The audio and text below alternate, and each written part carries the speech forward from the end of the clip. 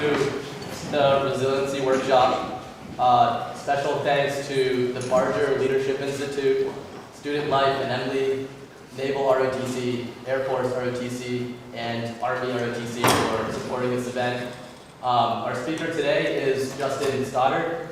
Justin Stoddard, PhD, serves as an assistant professor and chief of character and leadership innovation at the U.S. Air Force Academy Center for Character and Leadership Development, where he is responsible for leading character and leadership development innovation efforts for the United States Air Force Academy team.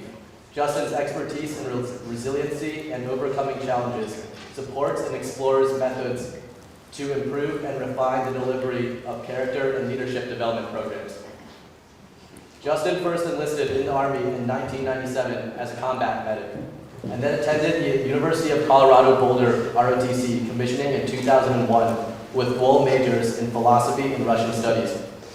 From 2001 to 2017, Justin served in active duty, reserve, and mobilized reservist positions as a rifle platoon leader in Afghanistan from 2003 to 2004, HHC commander from 2009 to 2011, and senior intelligence division chief from 2012 to 2017. In 2011, Justin earned his master's degree in leadership studies and intelligence and national security studies from the University of Texas, El Paso, and in 2019 earned his PhD from the University of Colorado, Colorado Springs in education, leadership, research, and policy, researching the grit and resiliency of United States Air Force Academy cadets. And so at this time, I'm going to hand the mic over to Justin Stoddard. Justin, thank you for coming. Super excited to hear you speak. Thank you. Thank you very much. Thank you very much. I am very excited to be here. This is excellent. This is a wonderful opportunity. You're not going to have to listen to me all night, I promise. We're going to get you guys talking with each other a little bit. We're going to start out with a little mentee exercise. So one of the things that I want to, if you haven't done this yet, while I'm saying a few things, you look up here. I want you to take your own grit survey. Okay, so get out your phones, get out your devices. You're going to be using these a little bit. And what I'd like you to do is, obviously you can't reach out with your finger and click on that link, right? But if you were to Google Angela Duckworth Grit Survey, it'll bring up this survey. It's a 10-question survey. It'll take you less than 15 seconds to complete the survey, and it's going to give you a number. It'll give you a number between 0 and 5, all right? And that is your grit survey score, and I want you to hang on to that because we're going to use that, all right?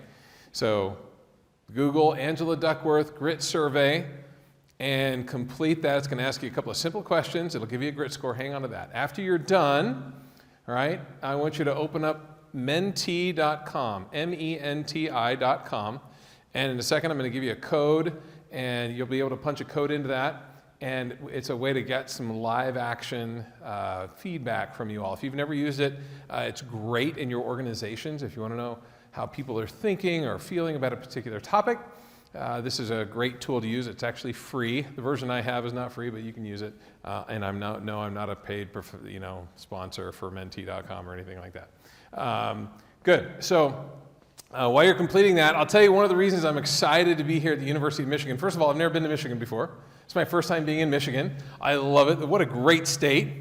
And to be here at the University of Michigan. And I got to tell you, so when I was in high school, I did football, wrestling, and lacrosse in high school, okay? And when I was on the wrestling team, you know how I don't know if any of you wrestle, but you kind of have your grungy workout, clothes. These things get torn up. You throw them away a lot. Do I have any wrestlers out there?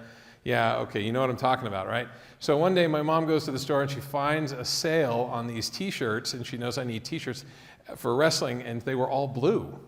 And blue's my favorite color. Blue's always been my favorite color. So I started wearing blue t-shirts to wrestling practice, and I was the biggest guy on the team. I wrestled heavyweight, so they always called me Big Blue, right? And so all through high school, I kid you not, my nickname was Blue, and whenever I was on wrestling, football, lacrosse, people would be like, "Go Blue, go Blue," and I'm like, "Yeah, go Blue." So I hear "Go Blue," and I'm like, "Oh, they're talking to me. That's great." So there you go, go Blue, right? Go Wolverines, go Blue, yeah? All right, good stuff. So I'm excited to be here. If anybody hasn't finished that grit survey yet, was everybody able to access it okay? Yeah, I'm seeing nodding heads, good. We into menti.com, All right, okay, I'm going to give you a code. Here we go. Ready? So go to menti.com, and here's the first thing we're going to discuss. Okay? So here's the code, and I'm going to put this up here for us. Which superhero or villain do you connect with today? Right? Because sometimes we're feeling like superheroes, sometimes we're feeling like villains. Right? The code is 56578639. And if I've set this up right, which I did, as you enter responses, they are going to pop up right here, and we're going to kind of see where everybody's feeling, where everybody's at today. Okay? Ooh, Iron Man. Okay? Who else do we have? And they're going to start coming in fast and furious. Batman, Wonder Woman. Okay? Spider-Man. Now, the way these work, this is a word cloud. The way these work is if there's a response that more of you enter than a different one, that word will go to the middle and get bigger. So the most highly used responses are the ones that show up in the middle. So Captain America, we got the Joker, wondering. Okay, sure, Megamind, the Joker. We have Joker and the Joker. I always like the way we spell some of the different ones too. Spider-Man with a hyphen, Spider-Man without a hyphen, right? Spider-Man is 2 words, right? It's all good. Okay, so we've got Wolverine, of course. Got to have Wolverine up there, right? Okay. Captain America seems to be leading the way right now with Spider-Man and Batman. Okay, we got the Joker, good. Daredevil, Thanos, the Flash, Kang. All right, you see some of the Magneto, adding some different ones. So let me ask you this question, right? When you think about superheroes and villains, what are some things that superheroes and villains have in common? We know that they're different. What are some things that superheroes and villains have in common? I want you to just raise your hand and shout it out to the group. Yes, right here. Courage. Courage. Absolutely have courage. Yes. They have a mission. Absolutely have a mission. Yes. Strong principles. Right? Absolutely. Saw another hand. Who else? What else? Yes. They're motivated. They're motivated. Absolutely. We're catching. Yeah, what else? Yes.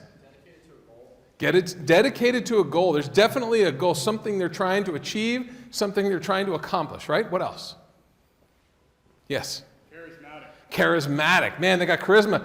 Can villains and superheroes be good leaders? I don't know about the word good, but can they be leaders? Yeah, people follow them, right? Okay, so very charismatic. There was another hand. Yes? I was just going to say they're bold. They're bold, very bold, willing to do things that other people aren't willing to do, right? Yes, and then we're going to come back here. Go ahead. Capable, right? They're talented. They have abilities. Okay, good. Purpose. Tell me more about purpose. Like a worldview that they want to that they believe in, and then they want to go toward that direction. Well, yes, they have this worldview, this purpose, this direction, and not only do they want to get there, but they want everybody to follow them too, right? Okay. Now, lately in movies, as a matter of fact, the last, decade or two, there's been a lot of movies that start to get into backstories, right? Backstories, origin stories have become very popular, okay? So tell me some similarities that you see when it comes to origin stories and backstories. What are some similarities you see there between superheroes and villains? Yes? Tragedy. Yes, what else? Yes? They're all sympathetic. Okay? What else? Yes? Sometimes outsiders. Outsiders, right? People that are estranged and they're not really part of the group and something happens right there. Good. Okay? Yes? Different perspective on the same problem. Different perspective on the same problem. I love that. Yes? Relatable. Okay, definitely relatable. So we're going to pull on that string a little bit here in the back. Okay? All of these superheroes and villains, the vast majority of, have experienced some sort of trauma, some sort of difficulty, some sort of hard time, some sort of adversity, and they had to do something about it, right? I talked to some elementary school students one time, and this kid raised his hand, said, all their parents died. Okay, that was very cute. I don't think all their parents died, but there was a lot of tragedy, right? So with these backstories, with these tragic backstories, how are superheroes and villains different? What's the difference? They all have these tragic backstories, they all have this adversity, they all have these really ridiculously hard things that happen to them. What's the difference? I was just gonna say like how they manifest like these traumatic events in their future. Yes. What they decided to do. Go ahead. Superheroes are like worried about helping them, like a big group of people, while villains are worried about helping themselves. Yes. Absolutely. Go ahead. Our perspective on the problem. What's that? Our perspective on the problem. Our perspective on the problem. Okay, good. I love this. You guys are right there. Okay, so all the superheroes, they had this trauma, they had this trial, they had this difficult thing that happened to them, and what they decided was, I don't want other people to hurt like I did. I want to protect other people. I want to take care of other people. I want to figure out something that I can do so I can assist and support. What did the villains decide? I'm bitter and I'm angry. I want other people to hurt like I hurt. I want other people to, to experience what I experienced. And now I'm going to go out and get people from the exact same experience. Every single villain could have become a superhero. Every single superhero could have become a villain. And what it came down to was choice. We all get to decide what we do with the experiences that we have. Now, I know that's a powerful statement, but it doesn't matter what the experience is. Any experience, and I do mean any experience that we have, we get to decide what we do with that experience. Now, I know that's bold. I've had some conversations with people that have had some really traumatic things happen to them in their lives. Spoke with a woman who grew up, had some horrible things happen to her as a child. And I said, do you have any regrets? I mean, you probably wish that none of that happened. And she thought for a minute. She said, no. No, because understanding those trials and understanding those adversities made me who I am today, and now I get to help other people. I get to help other people with the trials and the tragedies and the adversities that they're facing. And so as we go through our conversation today, what I want you to remember is that while none of us may be superheroes or villains, or maybe there are some, we just don't know, right? It could be a mild-mannered superhero just right here, we just don't know. All of us have experiences that are difficult. And we all get to decide what we want to do with those experiences. Are they going to make us better, or are they going to make us angry and bitter? Is it going to make it better or bitter? That's got a rhyme to it, right? So keep that in mind as we're moving along. So, very good. Thank you for playing along with that. Just a little bit more about myself, and they said a few things, but I love to be in the outdoors. I love to climb mountains. I love to ride horses every chance I get. Hang out with my family. I graduated from CU Boulder, and I love to go to the football games whenever we get the chance. I'm sure there's big football fans here too. I don't profess to know a whole lot about football, but I know your football team did pretty well this year, right? So that's pretty great. And so I love to be involved in the sports and the different things that happen at CU. I love to be silly. At one point I was working on my PhD and I was getting bored of writing, and so I volunteered as a crossing guard and threw some chalk in my beard during a color run and just had some fun, because we have to find ways to have some fun too, right? I love dogs. I've got 3 dogs right now. This is my dog Sadie, and she actually recently passed away, which was tough and sad. We've got a couple other dogs at home now, and I love my pets. I love the dogs. This is a picture of me up on top of Mount Elbert. Mount Elbert is the tallest peak in Colorado. There's, depending on which list you look at, there's between 54 or 58 14ers in Colorado, or peaks over 14,000 feet.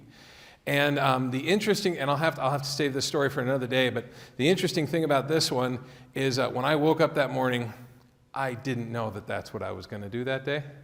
I was just like, I just need to go do something. I'm going to go climb a mountain. Why not the tallest one in Colorado? And put on my infantry legs, and I just kind of went walking, right? And you're never supposed to do this, right? This is how people die, right? I didn't even start until like 1 o'clock in the afternoon. I didn't even hit the summit until almost 6 o'clock at night. That is not how you're supposed to go mountain climbing, and I will do this again, but I will not do it that way. But I love to be in the outdoors. I'm an Army guy, which is kind of interesting, working at the Air Force Academy. I love being at the Air Force Academy. Some of my West Point brethren kind of tease me, and they say, what's the deal? You're an Army guy. Why are you at the Air Force Academy? I said, well, if West Point was in Colorado Springs, Colorado, then maybe I'd be at West Point. I love Colorado. I love being in Colorado Springs, Colorado, and so I love being there. But this is a picture of me in 2003, deployed with 10th Mountain. I was part of 1st BCT, And this is in 2003 when I was a rifle platoon leader fighting in Afghanistan. So this picture of me and picture of my guys. We spent all of our time out on the outskirts, different FOBs that were right on the Afghan border. And so that was my platoon. This is a Humvees that we rolled around in. These were the early version Humvees that weren't up armored yet. They strapped plates to them, and we used to break half axles all the time, and they would put Kevlar blankets down in the bottom of them, which doesn't work, and all kinds of messes. These are some places where I patrolled. I didn't go to Iraq. If you talk to some of the veterans that went to the cities and fought in the cities, they fought in buildings and they went down streets. This is where I was. And if you can tell, I don't know if you can tell, but that's a silhouette of one of my guys. There's another guy right there. This is where we operated. And we spent a lot of time going down river wadis and trying to figure out where the bad guys were and doing a lot of this. This picture actually right here, this was a patrol that I was on that took place about 18 months prior to the events depicted in the movie Lone Survivor, when that group was up on the mountain and got caught. I was about 3 or 4 clicks from that same area, 3 or 4 kilometers from that same area, about 18 months prior, and we didn't face anything that day. But you can tell, difficult area to operate around in. But it's not all bad, right? There's Christmas time, you have Christmas stockings, we get to have some fun, okay? But it hasn't been easy. I've had a lot of challenges. I've had 13 knee surgeries. I've already had my right knee replaced. My left knee is going to get replaced here in the next couple of years. Apparently guys my size aren't supposed to run as much or as far or as fast as I did when I was in the Army, and I just ran my legs off. A couple of jumps, hurt myself, a couple of falls, things like that. And there's been other challenges too. I share this with folks. I'm on my 3rd marriage, okay? My wife and I, we have the yours, mine, and ours. I have 2 kids from my first marriage that live in Utah. She's got 2 kids from her first marriage that are older and out of the house. And then we got together and we had 2 of our own. And I have 2 daughters, 12 and 14, and my 14-year-old, it's actually her birthday today. So as a matter of fact, I might ask some of you at the pizza place tonight to sing happy birthday to my daughter. We'll get over there and see what happens there. But there's been a variety of different struggles that come along with COVID. Fall of 2020 was really tough for my family, right? It was tough because that summer we actually lost our grandson for a reason we didn't understand. He stopped breathing in his sleep one night, and we lost him, and that was brutal for our family to try to understand and try to go through. And while our family was reeling under that stress and under that tragedy, we had a funeral, and my wife's mother there attended the funeral, and somebody came to the funeral with COVID. And she got COVID, and she went back to El Paso, Texas, and within a month, she was in the hospital. Actually, within a couple of weeks, she was in the hospital, and a little over a month later, she passed away as well. So fall of 2020 was brutal for our family. Big challenges, big adversities, right? These are the kind that really keep us up at night, that really rock us to our core, right? Had a lot of good times, but there's been a lot of adversities and a lot of challenges too, okay? But that's not just my story. That's also your story. There's a lot of you sitting in this room right now that know exactly what I'm talking about because you have experienced tragedies in your lives as well, right? There's people that you know that you've lost. For reasons that you can explain and some that you can't. There's different challenges that you've gone through in your life. It's a challenge just to be where you're at right now. You've overcome so many adversities just to be sitting where you're at right now. And you continue to keep pushing forward and keep on moving. One of the things I want to ask you to do now is to share with the group. We're going to go back to mentee.com, and I wonder if you'd share with the group, what are some of the, give me 3 words that describe your biggest challenges.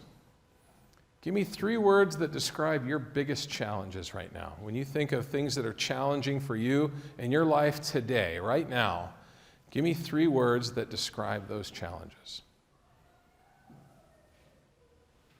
Okay? Self-doubt. Wow, that's powerful. By the way, thank you for being vulnerable. Okay, this is anonymous, so nobody knows what different people wrote here, but thank you for just being willing to be vulnerable and be honest here. Because this can be a powerful tool here as we see some of the challenges that, remember, as you see things come up, remember, this is what this group of people is dealing with today, right now. okay? Career, school, grades, relationships, motivation, self-esteem, injuries. Man, I know what it's like to struggle with injuries. Keeping up expectations, time management, stress, sleep, grades. We see career and school. That makes a whole lot of sense. You all are doing school right now. Have you ever felt that you're the only one that's struggling with school, that everybody else is doing so great and you're the only one failing? Guess what? You are not, because the vast majority of you are all struggling with school right now, and career, and stress, and sleep, and academics, and self-doubt, right? Some of these other ones, friendships, living alone. Living alone. So as a veteran, I get together with other members of Wounded Warrior Project, other veterans that are a member of the Wounded Warrior Project, and we have these peer support groups, so we get together and meet. Isolation is one of the big killers of veterans, right? Because people typically don't hurt themselves in groups of people, right? We go off by ourselves, right? Getting together, isolation is so difficult. And so when we're living alone, during those COVID times, when we were by ourselves, we had to be locked up. What a difficult time. Something that not only were you dealing with, the adults were all dealing with it too, all right? Insecurity, being a victim. I want my orders. Get that. I was just telling somebody else, so I was in college. It was my MS4 year when 9/11 occurred, right? And my accessions packet was, for those of you non-ROTC types, when you're wanting to get your job in the military, you submit something called an accessions packet, and it goes up to the Pentagon, and they make all these decisions and everything, and then you get your orders, and you get your assignment, and that comes back to you. Well, I commissioned in December with no orders, because my accessions packet was in that part of the Pentagon that got hit by the aircraft, and it went up in smoke, literally. And they had to recalculate everything. They had to resend in everything. And so while I was waiting, I went to the Winter Olympics, and I was a driver translator for the Belarusian media crew during the Winter Olympics. And they said, just don't do anything wrong, don't get in any trouble, and come back at some point. Right? Huge challenges our country was dealing with at that time. But look at what you're all dealing with. Stress, sleep, school, career, academics, grades, time, self-doubt. This is what we're all struggling with right now. Okay? All right, another question that I have for you. Give me 3 words that describe your idea of adversity. When you think of adversity, what does it make you think of? Give me 3 words that describe your idea of adversity.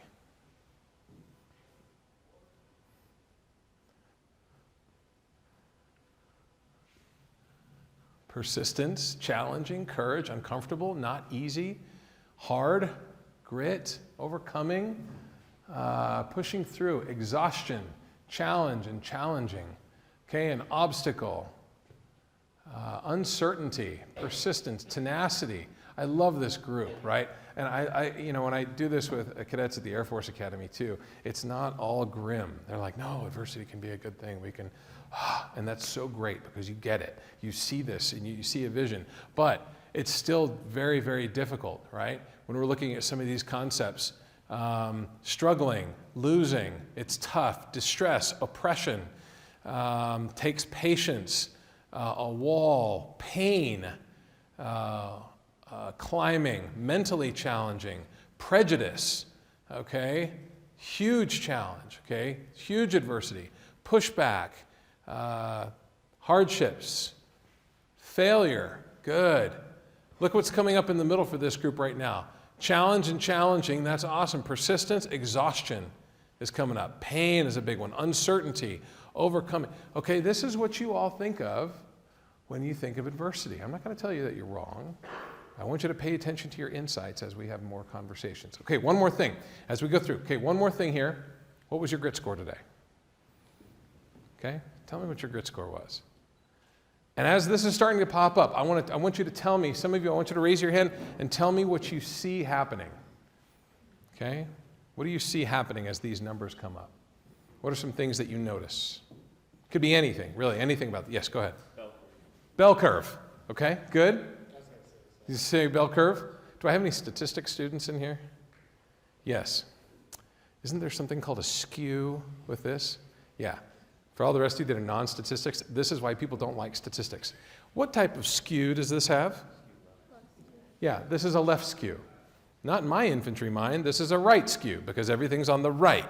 But no, in statistics, everything's backwards. Okay, so this is a left skew. I don't know why that is, but that's just the way that is. Okay? Any other thoughts? What do you see? What do you notice? Yes? Not a lot of people are in the 4.5, 5.5. Okay, so not everybody's in the same place. We're all in different places. Okay, good. Okay, anywhere from the 2.5 up to the 5.0 range. Okay, a lot of different places. We got 63 people answering. That's great. Okay, so not everybody's in the same place. And is that true? Do we have differing levels of grit and differing levels of our abilities to overcome obstacles? Certainly, of course we do. So let me ask you a question. Let's say that you're getting ready for an exam, and you think you're going to fail this exam, right? You haven't studied right. You didn't really understand the material. It was this I took organic chemistry twice. Okay. So right before you take that exam, if you were to take this grit survey, where do you think your score would be? High or low? Low. Why would it be low? Why would you have a low grit score? You're not going to do well at everything. Why is it low? Because you're feeling defeated and you probably don't have a lot of feeling of motivation. Okay, you're feeling defeated, not feeling very much motivation, really struggling and having a hard time, okay? So now let's say that you take that exam and you knock it out of the park, and nobody's perfect, but you got a 98, okay? And you take this grit survey.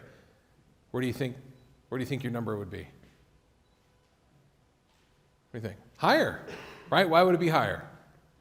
You're feeling successful, like you accomplished something. Good, exactly. So what I like to point out is that sometimes when we're doing this, if somebody has a lower grit score, what might be a reasonable assumption about that person in their life right now? Yeah. They're having a hard time. They're having a bad time. There's some difficult things going on in their lives right now. If you took this sometime and you have a lower grit score, that might be a numeric indicator. Wow, I'm really struggling with some stuff right now. I'm having a hard time. Okay?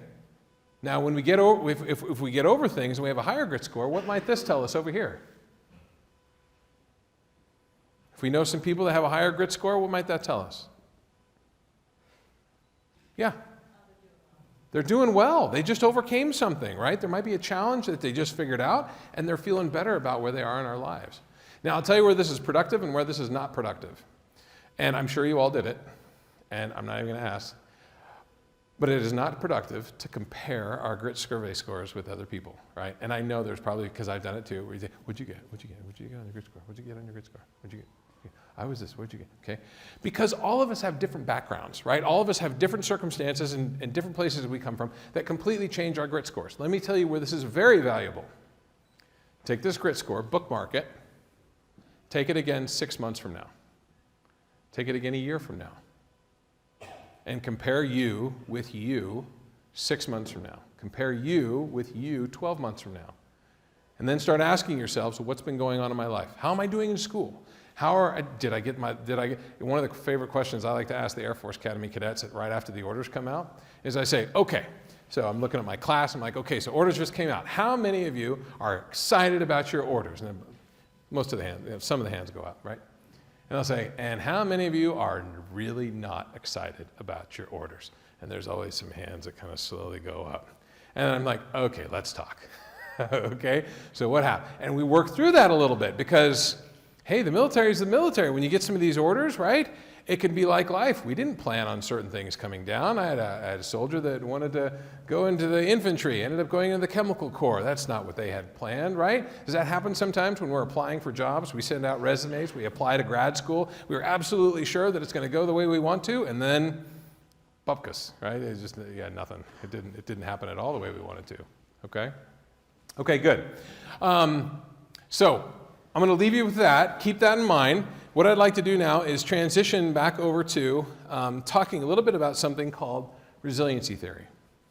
Okay? This grit score was developed by Dr. Angela Duckworth. And Dr. Angela Duckworth, if you haven't read, she's got a book called Grit. It's a great book. I highly recommend you read it. She talks about grit being this combination of passion or interest, long-term interest in things, and then perseverance or resiliency, or our ability to overcome obstacles, right? I don't spend a lot of time talking about passion. It's a really interesting subject. I don't really like the way we talk about passion sometimes because we think about romance and we think about all that kind of stuff. When really, when I think about passion, I just think about, well, what is it that we like to do, okay? But focusing on resiliency, right? This is our ability to overcome obstacles. There's this framework that I'm going to show you here in a second that talks about what resiliency is. Now, this is one definition for resiliency. This is one the United States Air Force uses. It's not perfect. This is not the only one that exists. There's a couple of words that are good on here that I want to kind of dig into further. They talk about resiliency being an ability to withstand, adapt, recover, and grow in the face of challenges, stressors, demands, different things like that, right? Hard times, in the face of adversity. Withstand, adapt, okay? Withstand, adapt, recover, and grow. Withstand, adapt, recover, and grow. Now, I want you to pretend, okay, we got, it was Ida. Did I get it right? Yes! Okay, I really work on names. And I met Ida this morning while we were doing a podcast, so I'm glad I remembered. Okay, very good. So I want you to pretend with me that we're in a gym, okay, and I pick up a medicine ball, okay? And I'm like, okay, here, catch. And I throw it to you. What are you going to do physically? Get time to catch it. There you go. You're gonna kind of go like this, right? That's withstand, right? That's what we do. When we know that there's a challenge coming our way, we kind of, okay, here it comes, right? Or we do the Heisman, right? Just gonna, whoa, right? Watch it go by. But when we can't, right, we got to catch this thing, okay? Now, sometimes we get ambushed. And I'll be the first one to tell you, being ambushed is rough. And we got to figure out how to withstand those things too, right? Because there are times where we get ambushed. We didn't see it coming, and those are tough. We got to figure out, okay, that's when this first thing hits us. That's the withstand part. Then we have to adapt to it. If I told you that you have to carry this medicine ball around with you for the next month, well, you got to, okay, how am I going to put this on my shoulder? Where am I going to, I'm going to hold this. How am I, okay? And then after you start to do that, you recover. You're like, okay, I got this. I can do this. On my shoulders. And then your muscles and your tendons start to grow, okay? Now, the big takeaway from this definition, and by the way, I wanted to know for myself how good this definition was. So one thing I looked up is I took about 25 different definitions of resiliency, and I made my own word cloud just to see what words would pop up. And look at this: ability, adapt, to face, recover, process. And that's what I want to focus on. Sometimes we talk about resilience as a trait, that you either have it or you don't have it. And that's inaccurate, that's false. I actually don't even like to use the word resilience. I like the word resiliency. If I have any English majors in here, we can go the rounds on this, but the words that end in the Y, this is more of a changing, adaptable process that doesn't stay the same, okay? Resilience, it's like, well, do you have resilience? Yes or no? Well, that depends. What day is it? How are things going? Resiliency is a process. It's this process of experiencing challenges, experiencing adversities, dealing with these things that are coming as we learn to withstand, adapt, recover, and grow from all of these different things that are coming. So it's not that you either have resiliency or you don't have resiliency. It's how much do you have today? How is it going today? Where are your experiences and how are you feeling about things today, right?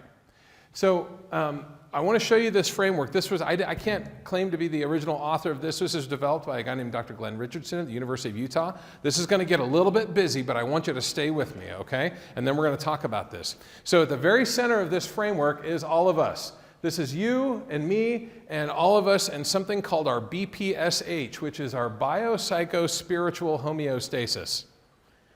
That's a good word, isn't it?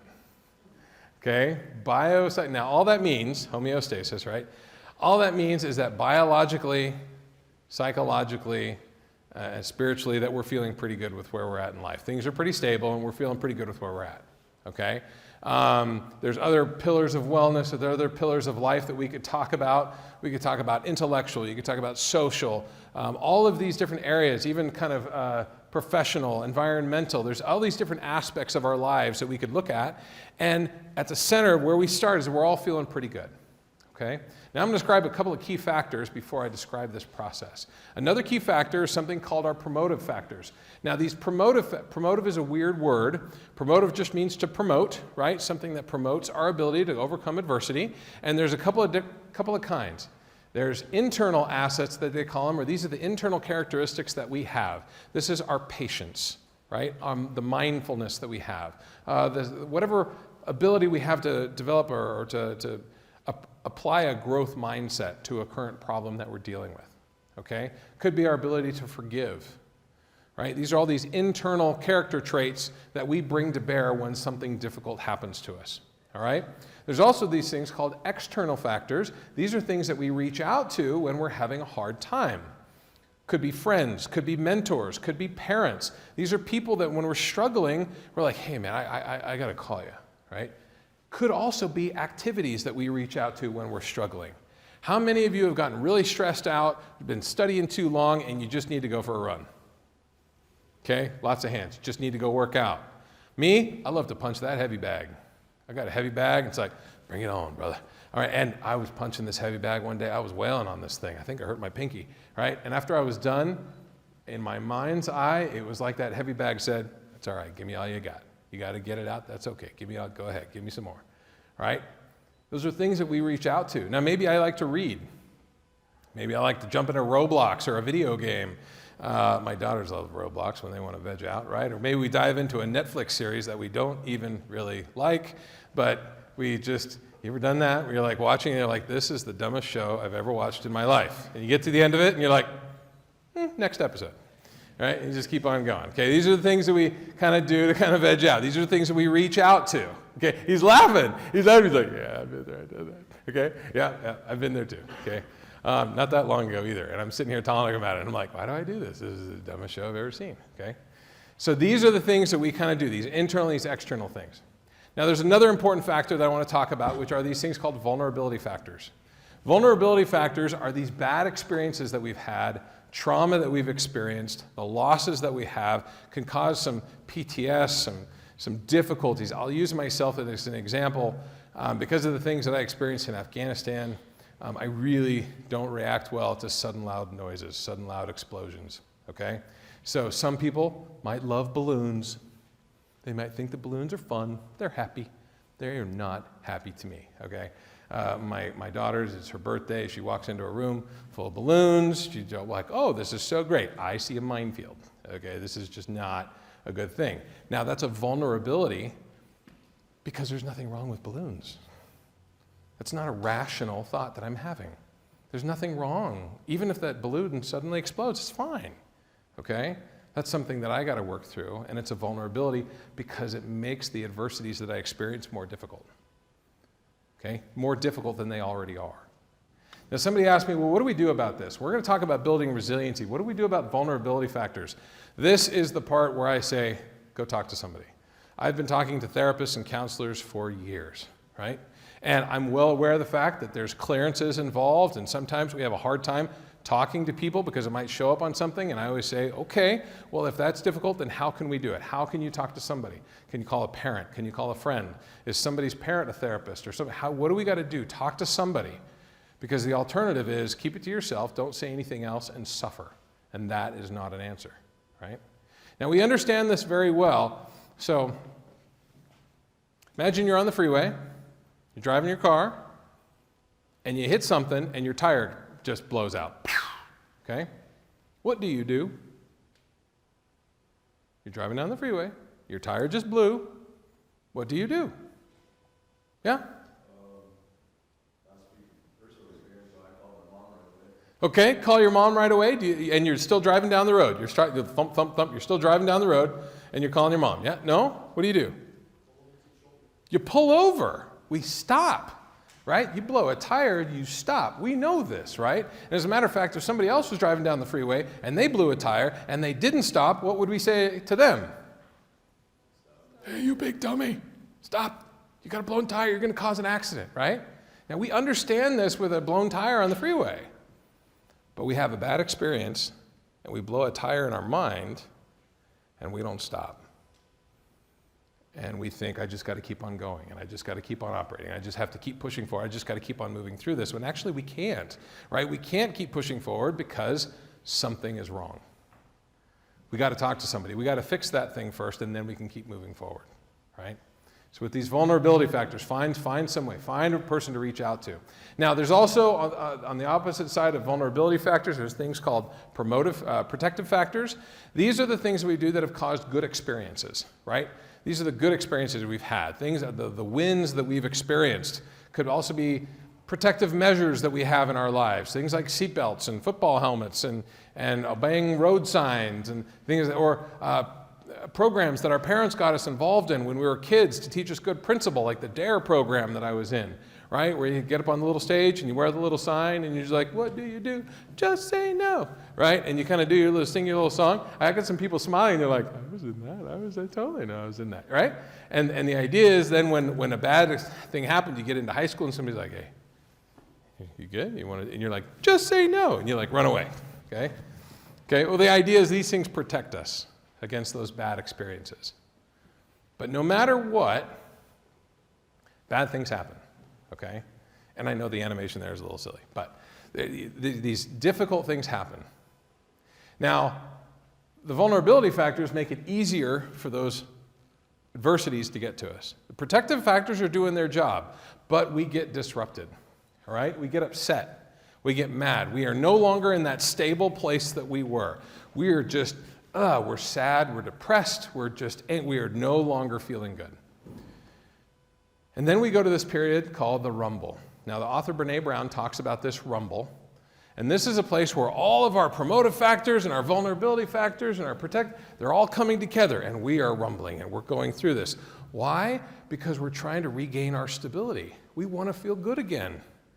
We want to do something, anything. Okay, how do I relieve myself? Are there some bad coping mechanisms that we can get involved into when we're trying to find a better way? Yeah, they don't work very well. But we're trying to go through all of this, and the end of this rumble, okay, the end of this rumble is a variety of different places. Maybe we're more resilient than we were when we started. Maybe we effectively handled this challenge and we learned from it, we grew from it, and we're more resilient. Or maybe we're about the same. Or maybe we experienced some real trauma and we're worse than we were before, okay? Either way, this becomes a new normal for all of us. And then we start over again. We go back to that central, and then another adversity hits us, and then we get disrupted, and then we go through the rumble, and then we reemerge and we start back in the center. And then we get disrupted again. Now, wouldn't it be nice if adversities took turns? Wouldn't that be really nice if adversities took turns? Right? There's a hard thing to happen. It's like, hang on, the rest of the world, I'm dealing with something right now, and I'm going to deal with this first. When I'm done with it, then you can. No, that's not the way it happens, right? We get all kinds of. There's a waterfall effect. This stuff just hits us and hits us. And let me say something about being in this rumble. For some of us, depending on the situation, that rumble can last a long time, and that's okay. One of the worst things I can think of that I've ever experienced is when I was depressed and feeling really bad and really having a hard time, and somebody said, it's okay, you'll get over it, everything's gonna be fine. Like, man, I'm gonna punch you.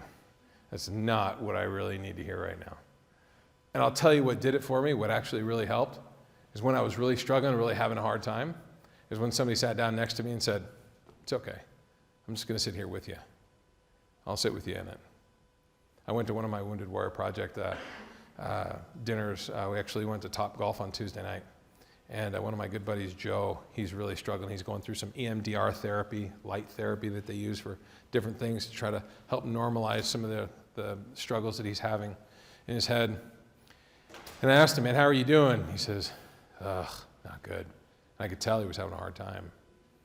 And I thought for a second, and I just gave him a hug.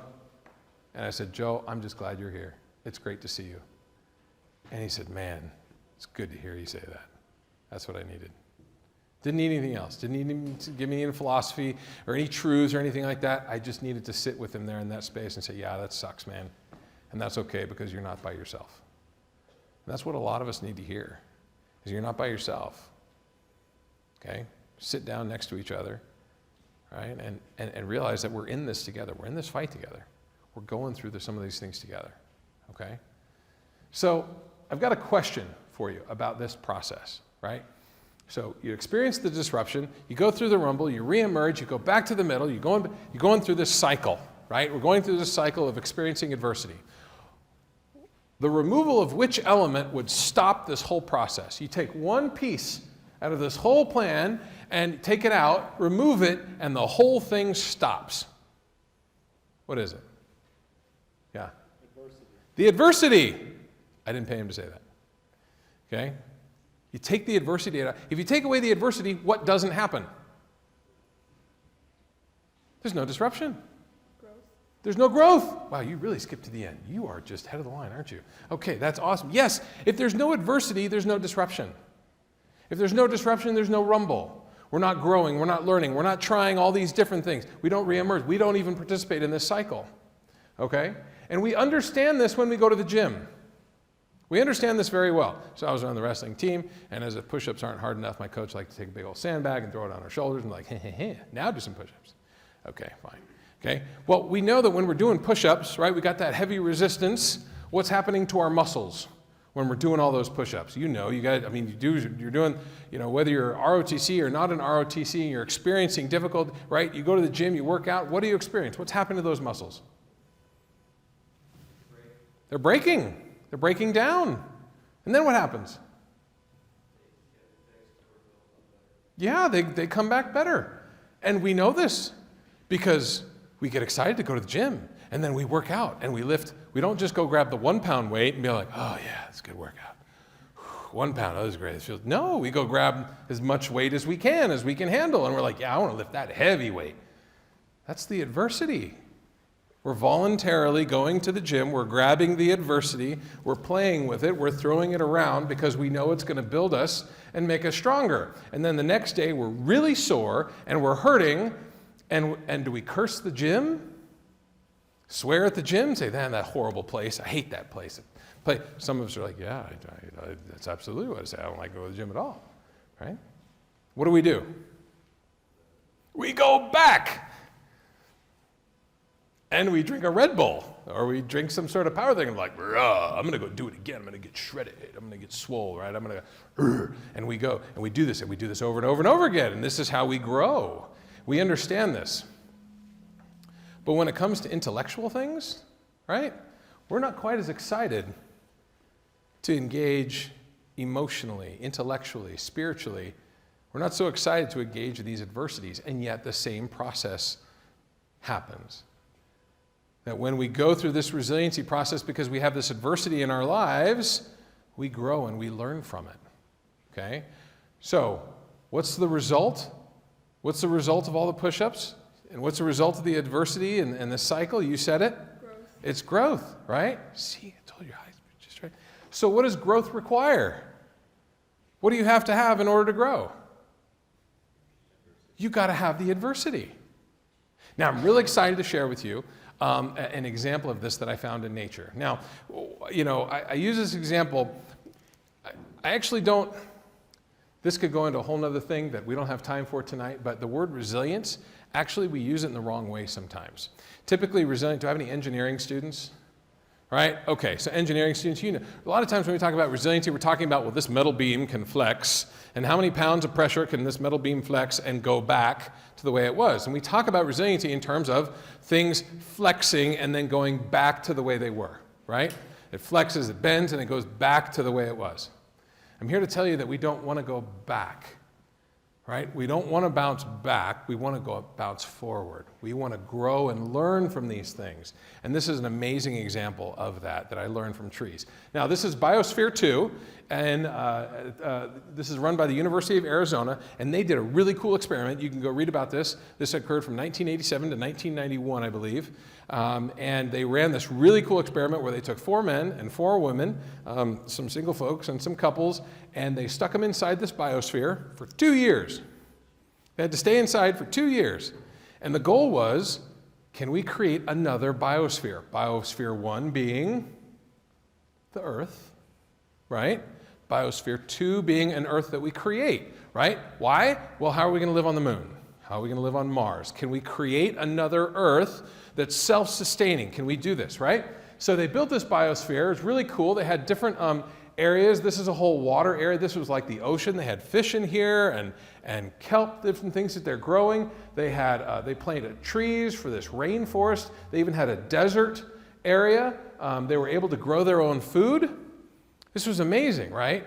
And then something happened. This was not something that they knew about, or something that they intended to happen. But they planted all these trees. They got the seedlings, right? They got all these seedlings. They planted these trees. They put them inside the biodome. And these trees grew taller and faster and straighter than their counterparts in the wild. Okay? But then something happened. All right? The trees started to break and fall over. Okay? Like, what's going on? The trees are growing faster, they're growing stronger, they're growing faster, they're growing taller, and they're growing straighter than there are trees on the outside. As they started to look, they found two things. Number one, the roots were not very deep. The roots were very shallow. Okay? The second thing they found was that the trunks were not very thick, and the trunks were breaking really easily. The trees were actually collapsing under their own weight compared to the trees out in the wild. Why? Why was this happening? Yes? Basically, the trees weren't in an environment in which they'd be subject to like pests and like weather events and things like that. They were literally just sitting inside. Good. So they're sitting inside, they're in the stone. What did they not have? They didn't have any pests. They didn't have any weather. They didn't have any adversity. They had no wind. There was no wind inside this dome. And when they looked and when they went and analyzed the trees in the wild were not as tall. They were not as straight. Okay? They didn't grow quite as fast. The roots were much deeper. The root systems were intertwined and very thick, especially in the windiest parts. And the trunks were thicker. Because as the trees were waving in the wind, it was causing microfractures in the wood. And the trees would fill in these microfractures with what they called compression wood or stress wood. It was wood that it was actually harder than the original wood that the tree was made out of. Amazing. Now I asked some cadets one time and I said, so, in order to get strong trees, what do you need? What do you think they said? What do you need to grow strong trees? Get more specific, adversity, but yes, you need the rain. Go ahead. You need the wind. You need the storms. You need the rain. You need the adverse condition for these trees so they can push the deeper roots, right? So that they can grow stronger trunks. Okay? So, what I want to do now, and I was going to show you, so the rings, as they looked at the different rings in the trees, they were really misshapen because they just weren't growing right. Okay? So, I want to go back to, let's go back to menti.com now. Let's go back to menti.com, and I want to ask you this question. Give me 3 words to describe your idea of adversity now, based on the conversation we just had. Give me 3 words to describe your idea of adversity.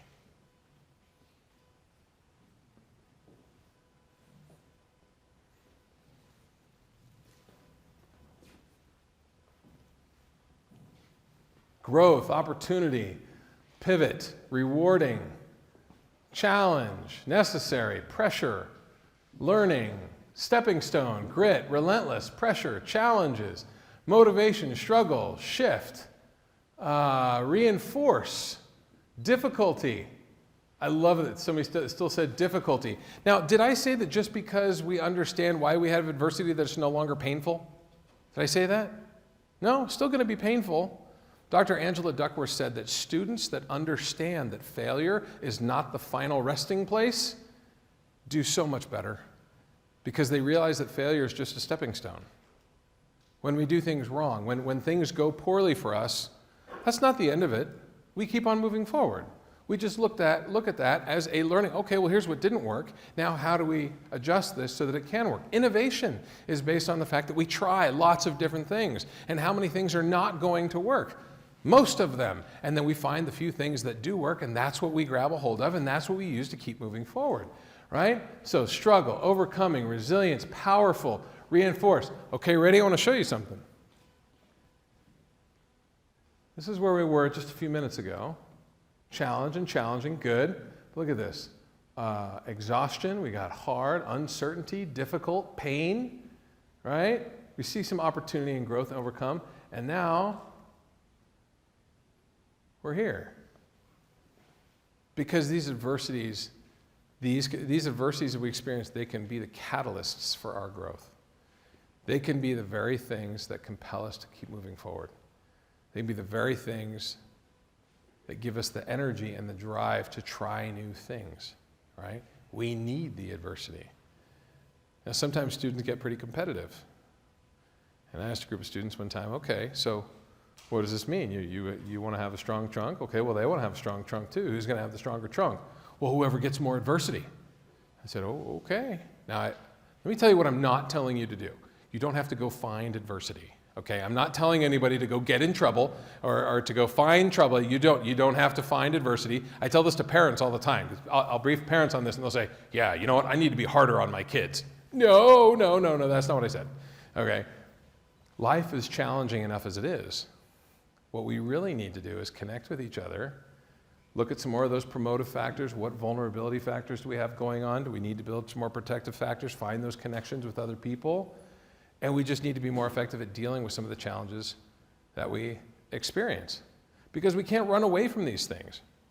There are corporations, businesses, organizations that spend all their time demonizing adversity. We try to treat adversity like it's the enemy, right? We have to get over adversity. We have to beat back the adversity. The adversity is here and we're going to beat it. And we keep on constantly talking about it, but we don't treat the gym that way.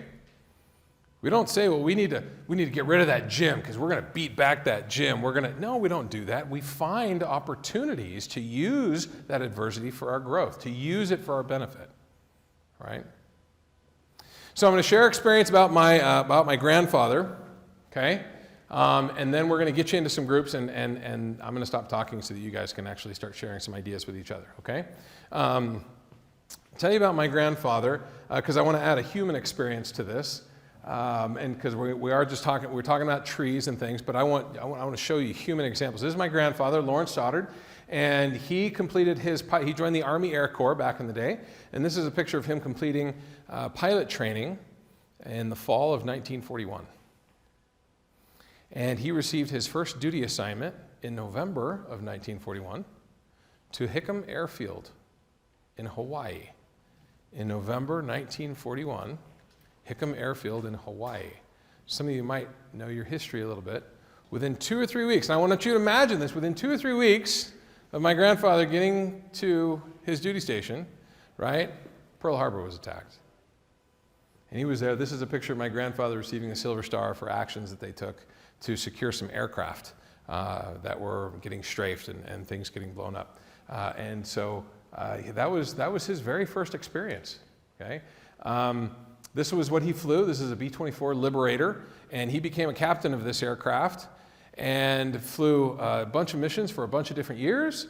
And this was the crew that he flew with. They flew in the Cloudy Joe.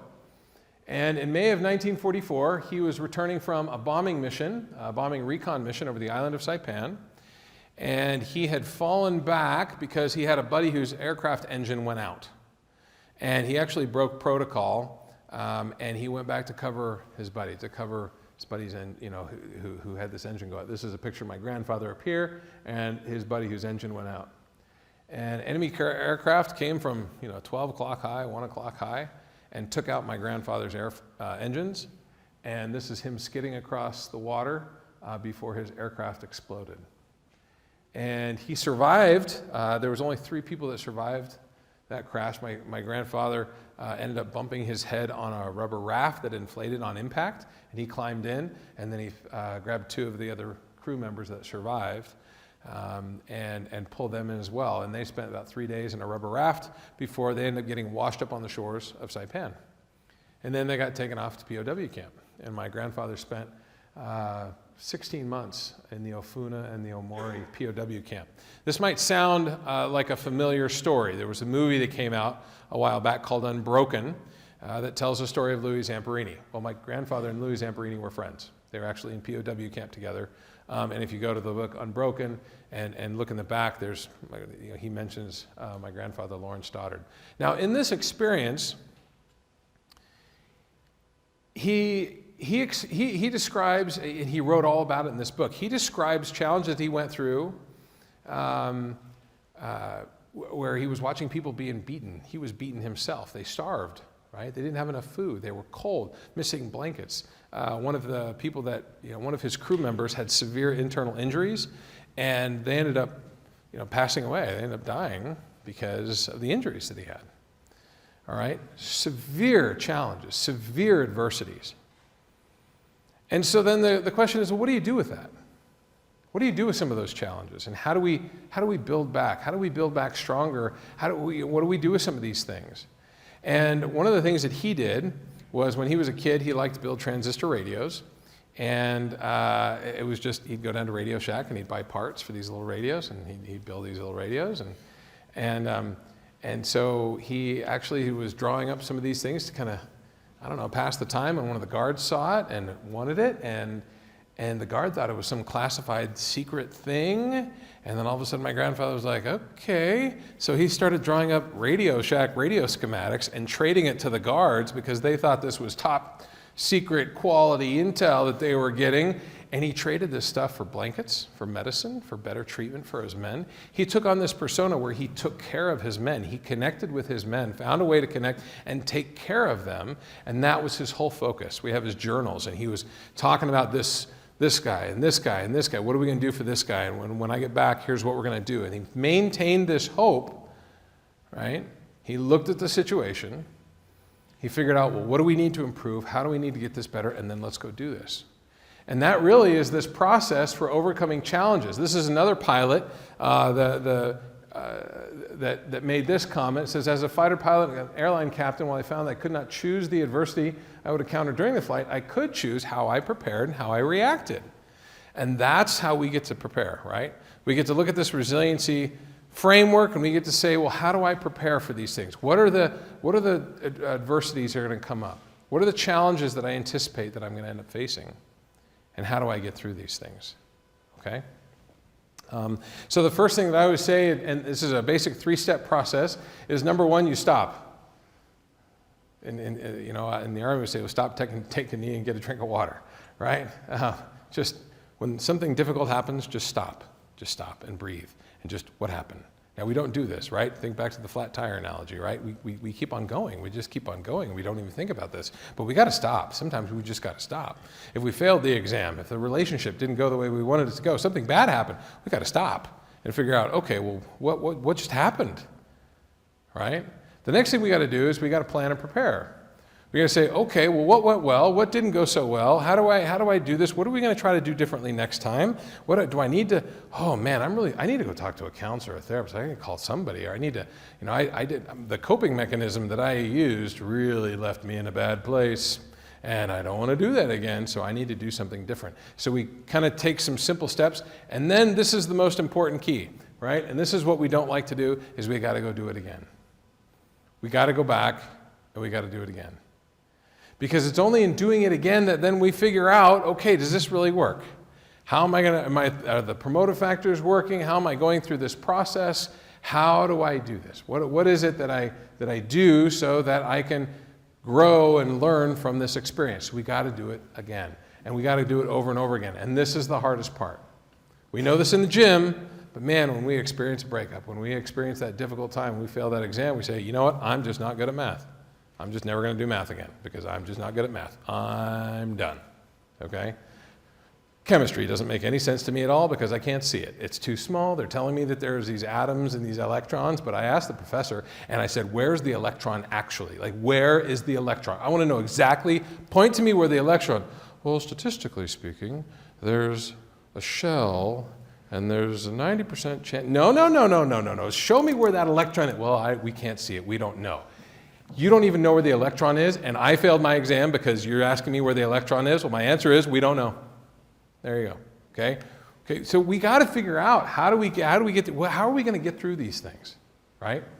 So the next thing I want to show you then is we've talked about this individual resiliency, and now we're going to start talking about team resiliency, okay? Because team resiliency follows this pattern, right? Now I'm going to breeze through this thing again before I get you into your groups, and I'm going to show you here. We start again, and this is your team. And teams can have promotive factors as well, right? You've got your homeo, you've got your profession, you've got all these different aspects that can influence your team, right? And then you've got these promotive factors, these internal assets and these external assets. These are the characteristics that your team has. These are things that your team can do when you're struggling. Teams can have vulnerability factors. Teams can have losses. Teams can have protective factors. Teams can have these good experiences that happen as well. We've won a lot, we're undefeated, we're doing well, or we've lost 10 in a row and we're just never going to win again, okay? Teams experience this adversity. Teams experience all of this. Teams have a disruption, and then the team goes through this rumble, and the team reemerges. And it's the same thing. It becomes a new normal, and again, what does the team need in order to experience growth? What does the team need in order to grow and learn, to withstand, adapt, recover, and grow? So what I want to do now, I'll tell you a story to demonstrate this. And so that was a bad day. So there I was in Afghanistan. We were on patrol, and we came up to this one area, and I swear to this day, I told my driver to turn right. And he says, no, you said go straight. And I said, I wouldn't have tell you to go straight because there's a huge mud puddle. I told you to go right. And he says, no, you told me to go straight. I'm like, well, blah, blah, blah, blah, blah. And we're in the middle of this, right? Now, this may not look like a bad situation, except that there was a village nearby, and it cleared out the entire village to come watch. And I only had 4 gun trucks with me, okay? There was only 4 gun trucks. Now, luckily, we had practiced for this. We had rehearsed for this. Because I said, what happens if we get a vehicle that stalls out? We have a vehicle that has a problem. We got to recover a vehicle. How do we do this? And so we figured out, okay, well, you're going to get over there. You're going to pull out your winch cables and everything. We're going to hook up, and we're going to pull out. So we actually weren't stuck there that long. Most of the time that we were stuck was my driver going forward and backward, forward and backward, forward and backward, trying to dig us out, actually just getting us deeper and deeper and deeper, okay? So we hooked up and we pulled out, and we were great. And why did we experience that? Why were we okay? Because we had rehearsed this, because we thought about this.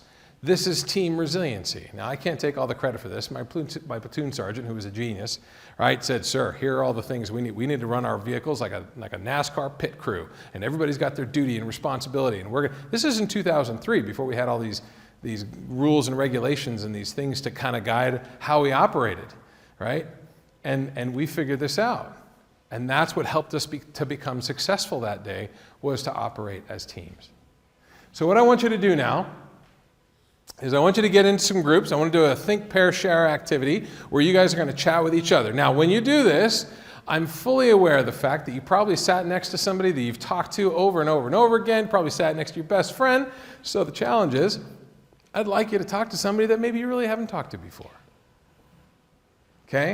And what I want you to do is I want you to think of a team or a group of people who overcame tremendous adversity. And I'm going to give you a few minutes to do this. Think about a team or a group of people that overcame tremendous adversity and ask yourself, what led them to develop this resiliency? All right? And then think about this to yourself. What can I do to help my team develop resiliency? So I'm going to give you a few minutes, give you about 6 minutes. Get together, get you guys talking, get up and around, move, you can stand up, talk to somebody you don't usually talk to. Think about a successful team. Think about a team that has been resilient, and how did they become to that? What led them to become resilient?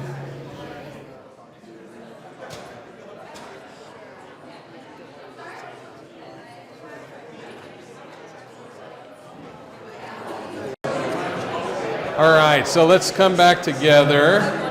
Bring it back together. Can I get somebody to share one experience of a team that you know that seems to be really resilient and kind of, how did they become that way? Maybe I'm not quite so loud. I saw your hand in the back. Go ahead. The team of aviators in Top Gun. Okay, the team of aviators in Top Gun. Good. So why do they seem resilient? What seemed resilient about that group? Basically answering the second question, the thing that led them to develop that resilience all of the tough stuff they were going through. They caught a lot of flack for the kind of training that they were receiving and the way that was being carried out, but in the end, that made them better. Great. Training was hard. Training was difficult. It got them ready. Sometimes, man, we don't like some of the leaders that we have for putting us through really difficult, demanding training. We don't like that. But you know what? When we're in the fight, when we're in difficult situations, and when we're overcoming those challenges, we sure are grateful for the training that we experienced, because of some of that difficult training that really got us ready. Yeah? Good. One more. You had your hand up. I was going to say the Michigan football team. We had some Michigan football team. I love it. during COVID, we went, I think, 4-6. We'd lost to Ohio State 16 years in a row. Yeah. I think it was. And I know losing to Ohio State, that's a big deal, right? It's like, okay, I get it. So it kind of made us like reevaluate like that. I think the difference was that we realized we like weren't star players anymore, and everything was kind of brought down. You know, I'm a 5-star recruit to like I'm a role player on this team, and that's kind of what made the difference in these coming seasons was that people played their role and they did their part instead of having to. I love that. You know, and that applies at all age groups. I'll tell you, I was a Little League coach for this Little League basketball team. They were 8, 9, 10-year-olds, and I don't play basketball. I've never played basketball, but you know, at 8, 9, 10 years old, it's dribble, pass, and shoot. That's all it is, man. That's all you do, right? And they went undefeated the whole season. They were amazing. I don't know what happened, but they won. And then we go to the tournament at the end, and they lost their first game, and they all fell apart crying. They just all fell apart crying. And I was like, guys, it's double elimination. We can still do this. Didn't matter. They all fell apart. They had never lost before. They didn't know what losing was like. They didn't experience these losses. That was it. It just completely came undone, right? We need to experience the losses. We need to be humbled. We need to have the difficulties and the failures because it reminds us, okay, there's work to be done. We've got to work. So how does this lead into leadership resiliency? And I know that was the title of our conversation today, is leadership resiliency. And I know I'm saving the best for last, right? But this is somewhat intuitive. If we understand for ourselves that in order to build our own resiliency, that we need the adversity, and if we understand that as teams, that we grow when we experience the adversity and that the adversity catalyzes our ability to grow, then one of the most critical aspects of leadership resiliency is our ability to guide our teams into the adversities that they need to face in order to grow and learn. Sometimes good leaders think, my job is to protect my team, protect them from the adversity. Good parents, my job is to protect my kids, not let them experience all these difficulties and hard times. They're actually debilitating their children. We need the adversity. Our teams need the adversity. Now, just like at the gym, if I go do that 1-pound lift, what happens? Nothing. If the adversity is not strong enough, then there's no teaching and learning going on. Likewise, I would like to think that I can bench 500 pounds, but I cannot. If I go to the gym and I strap 500 pounds on there and I get people to lift it onto me, what's going to happen? It's probably going to kill me. It's probably just going to cut me in half, and then I'm just going to, that was too much adversity, right? For me. Some people can do that. I can't, right? There's this zone. And as leaders, this is where we understand then, what is the personality of my team? What can my team handle? What adversities do they need to face? I've seen some of the best coaches in the world take their team and put them up against another team that was a lot better. Why? Why would you take your team and purposefully put them up against a team that could just wipe them out? So they can learn how to lose. So they can learn how to lose. And they can learn how to come back from a loss. To learn how to come back from a loss. Right. We need those challenges. Right? We need those difficulties, and we need those difficulties, those adversities. I'm going to take a couple of questions and answers here. I want to finish my grandparents' story with my grandmother and just show you, I told you this one part of the story about my grandfather, and I'll end with this. This actually is not that, he survived POW camp. But this isn't the most amazing part of this story. The most amazing part of the story is about my grandmother. And this is a letter that she received after my grandfather got shot down. It says, the Secretary of War desires me to express his deep regret that your husband, Captain Lorne Stoddard, has been reported missing in action since 29 May in the Central Pacific area, and if we find anything else, we'll let you know. She got that letter, and what do you think she assumed? Probably rightly so. That he died. They actually had a funeral for him in Hawaii. And yet something inside of her said, he's not dead, and I need to wait. And she had to do something with that adversity. Now, she wasn't getting beaten. She didn't experience starvation. But she was depressed. She was sad. She was discouraged. She felt defeated. She was scared about the future. None of us have been in POW camp, but have some of us felt depressed before? Discouraged? Fear of the future? Felt lost, not sure what to do? That's what my grandmother felt. And what did she do? She went to a neighboring town. She actually had to get away from her family because they were looking at her with those sad eyes all the time. And she volunteered at a preschool to help kids get ready for elementary school. She found a way to serve. She found a way to take care of others. And she waited. And she waited, and she waited, and she waited for 15 months. And then she got this letter from her husband. Still waiting transportation from Manila, getting awfully impatient to see you, be home, feeling wonderful, miss you much, all my love, Lorne Stoddard. That's the first time she ever heard from him. After 15 months.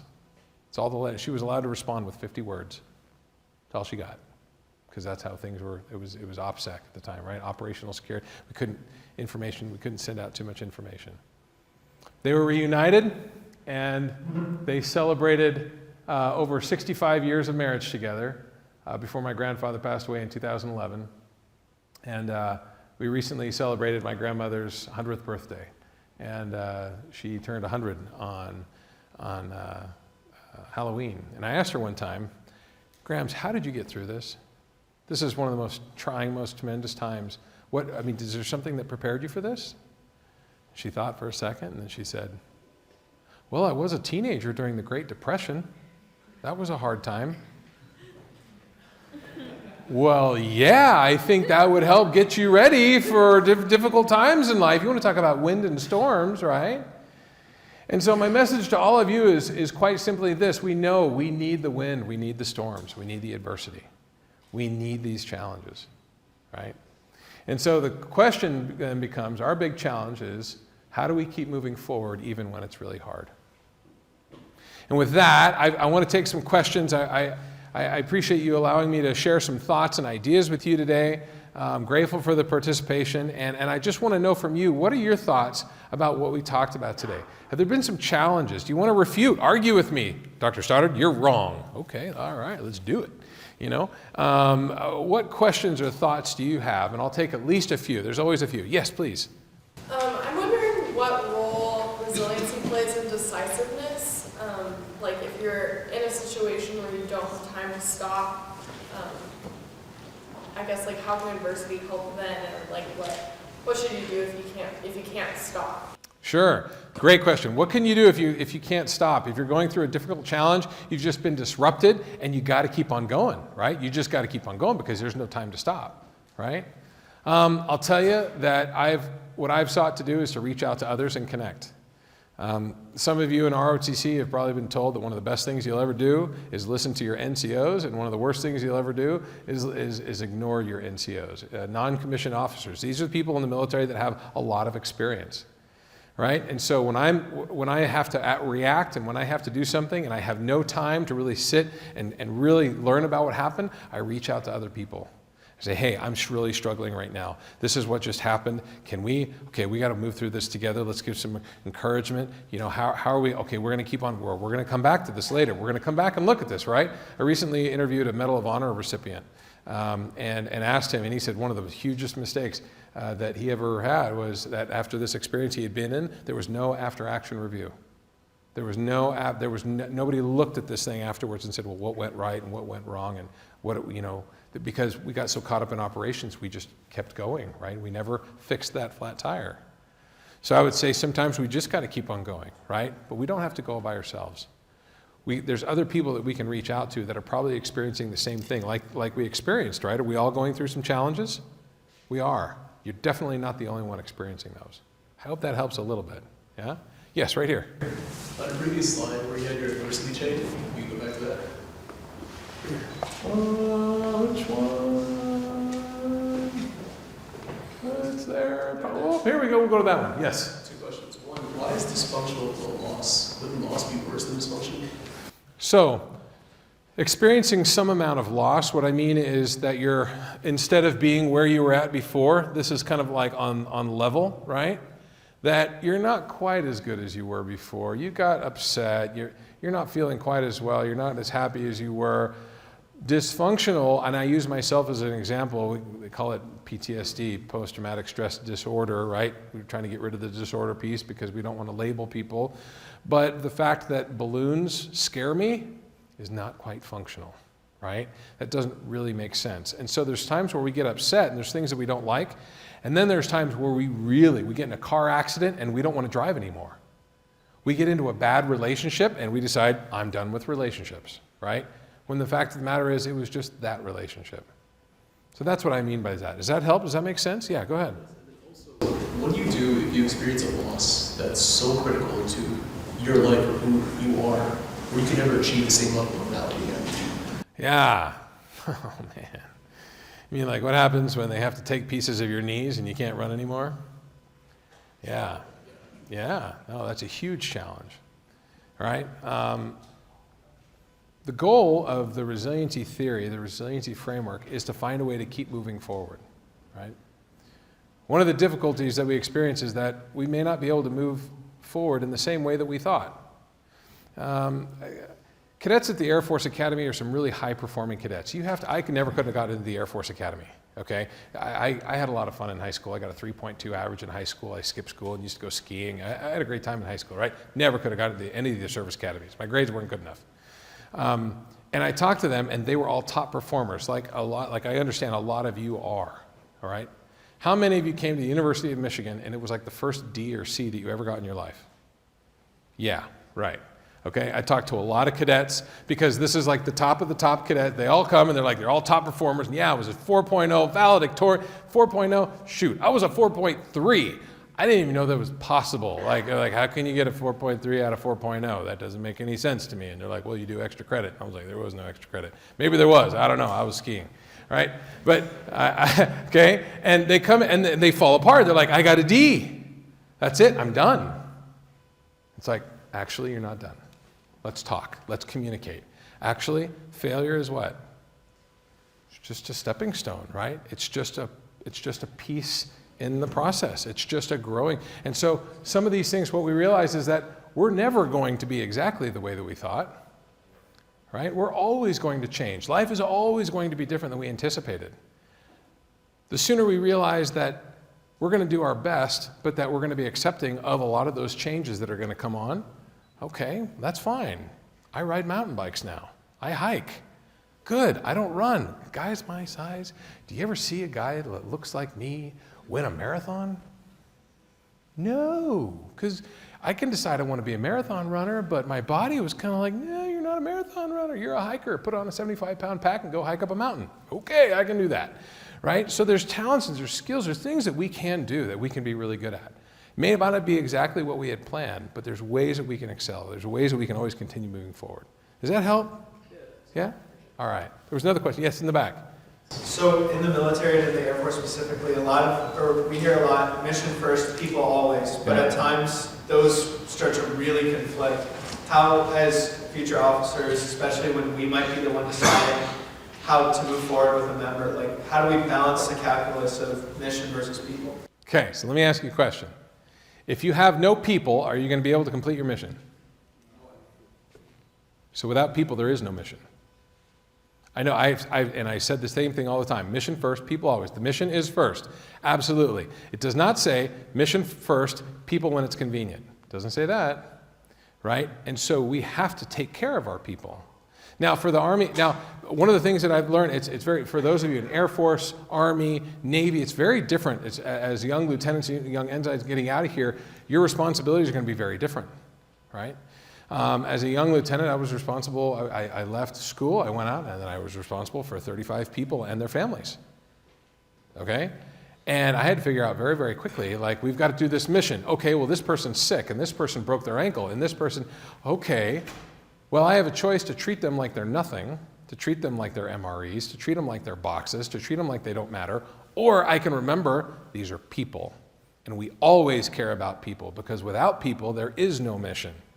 Without soldiers, without airmen, without Marines, and without sailors, guardians, coasties, who did I leave out? I don't think so. Without them, is there an army? Is there an Air Force? Is there a Navy or Marines or a Space Force? There isn't. And so we've got to find the right ways to take care of the people, right? Now, we still have to complete the mission, and so we don't say, well, we can't do this. We say, how can we? Now, as young leaders, what we've got to be able to say is, I always learned as a young leader, the art of pushback. Okay, the art of the pushback, which is, I need you to do this. Here's what I can do. I will absolutely do that. I need this and this. Otherwise, I don't know how to operate, and help me, because I've got 6 people down. Oh, well, that changes the situation. I don't know how to do this. Okay? As even outside of the military as well, when we're asked to complete assignments, a lot of times our bosses don't know what conditions we're dealing with. They don't know what we're seeing. I was in the middle of a firefight one time, and I got the company commander yelling in one ear, and I'm trying to talk to my guys in the other ear, and I finally tell my company commander, yeah, stop. Let me handle what's going on right now, and then I'll get back to you.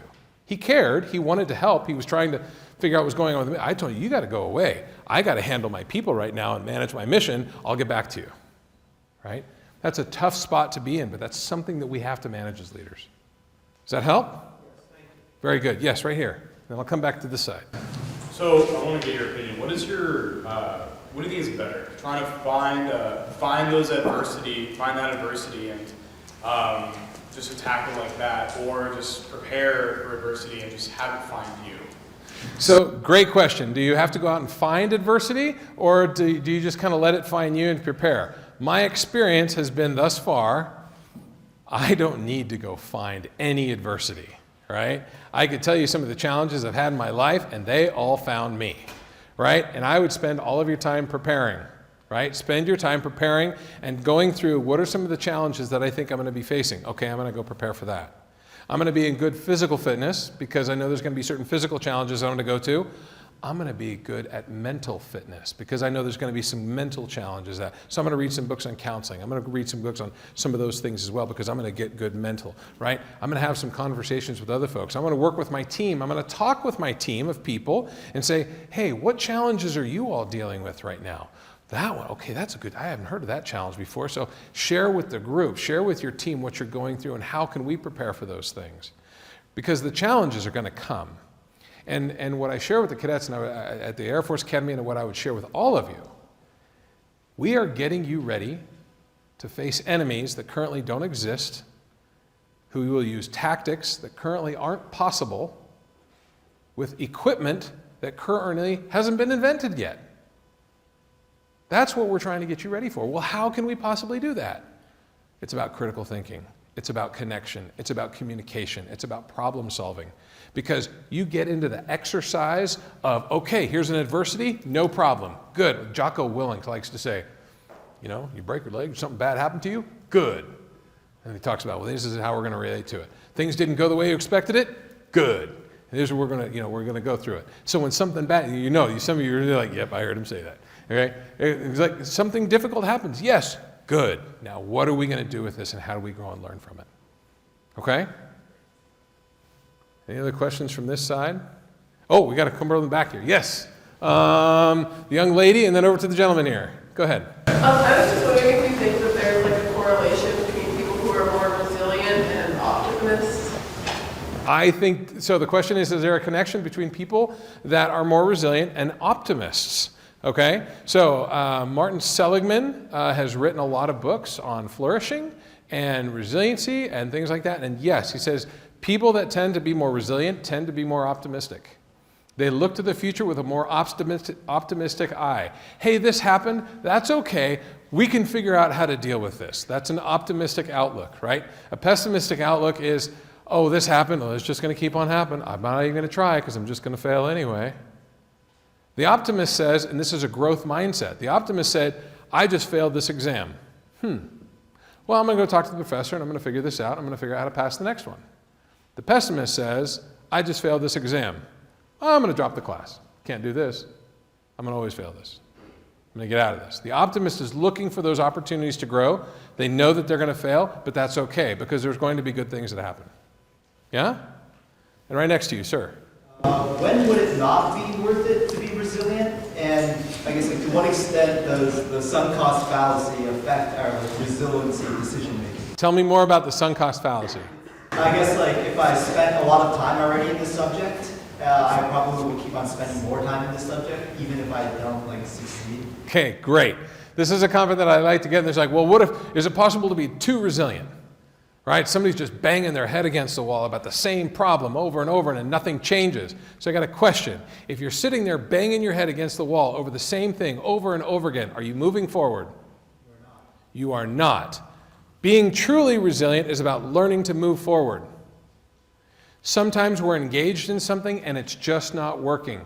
And sometimes the right thing to do is to take a step back, reposition ourselves because we're banging against a brick wall. We're trying to drive our car through a boulder. You're like, nope, this isn't working. I gotta figure out a different way. That is being resilient. Being resilient is being able to step back and say, let's try this direction.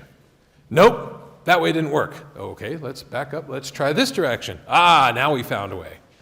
That is being resilient. That's the resiliency process.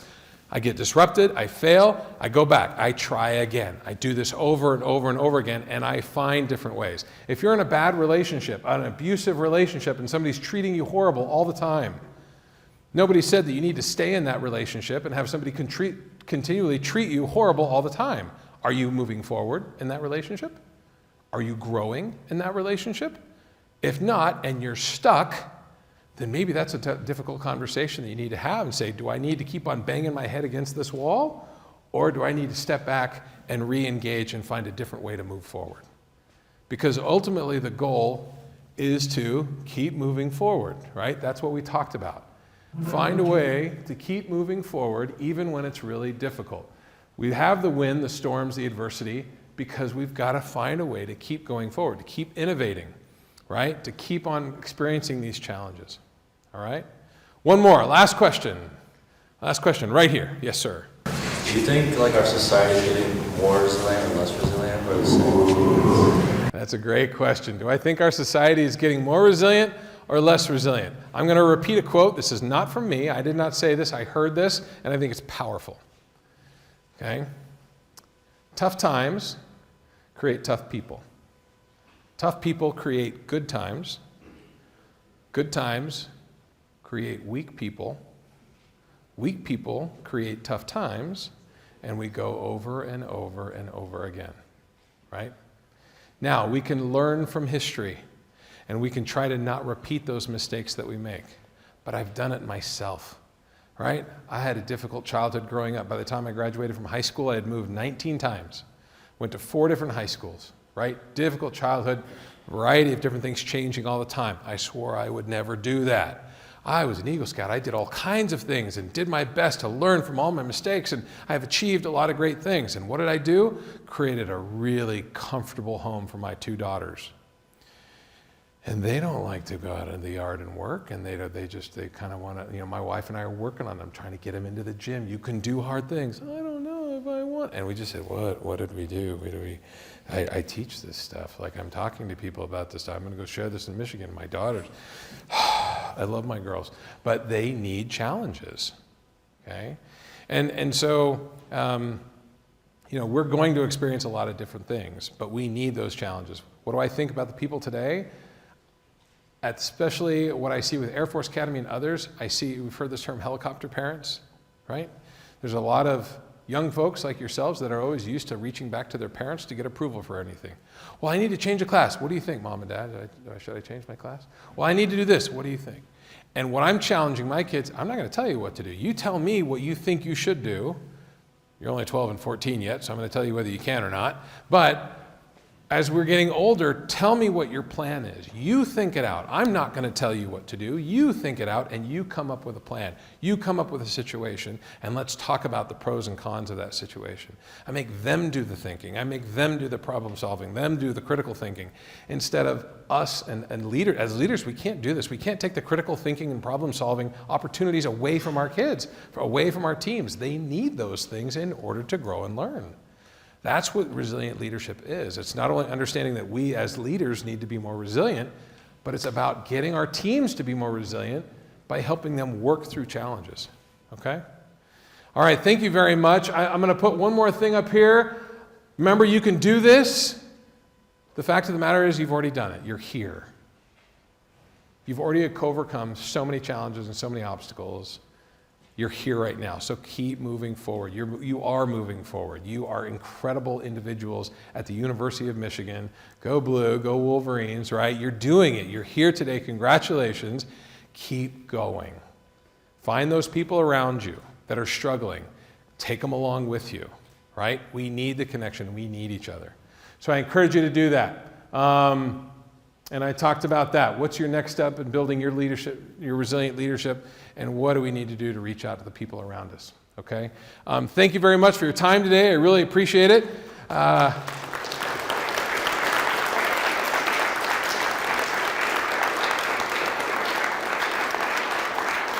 Thank you. In an effort for me to be resilient, if you want to tell me how I'm doing and give me some feedback and how you respond to this, there's a QR code right there. You snap a picture of that. There's a few questions in there. You can give me some feedback and say, Dr. Stoddard, that was great. Dr. Stoddard, that was terrible. You need to go be a plumber or go do something else because that was awful. I'm so grateful to be here, and thank you for taking the time to spend with me talking about resilience. If you have any other questions, I'm going to stick around. Some of us are going to go dinner tonight. We'll have more conversations there. But thank you for being here today, and I will turn it back over to, who's the leader of the group today? I'll turn it back over to Max.